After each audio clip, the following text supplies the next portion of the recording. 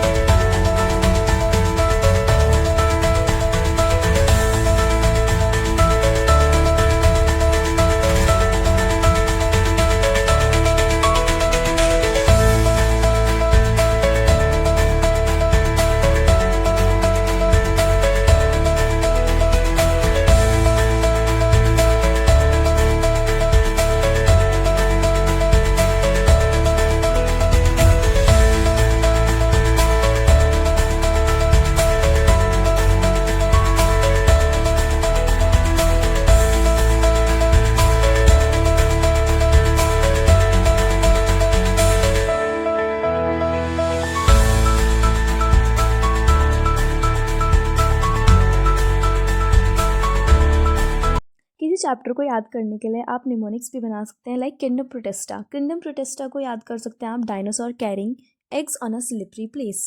D से dinosaur, D से dinoflagellates. सी से कैरिंग, सी से क्राइसोफाइट्स। ई से एग एंड ई से यूग्लिनॉइड्स। एंड एस से स्लिपरी, एस से slime moulds. And the last phycomycetes के आप एग्जाम्पल्स याद कर सकते हैं राम से। आर से राइजोपस, ए से albugo, and the last M ascomycetes के लिए है कैन। सी से कैल्विसेप्स, ए से एस्परगिलस एंड एन से न्यूरोस्पोरा।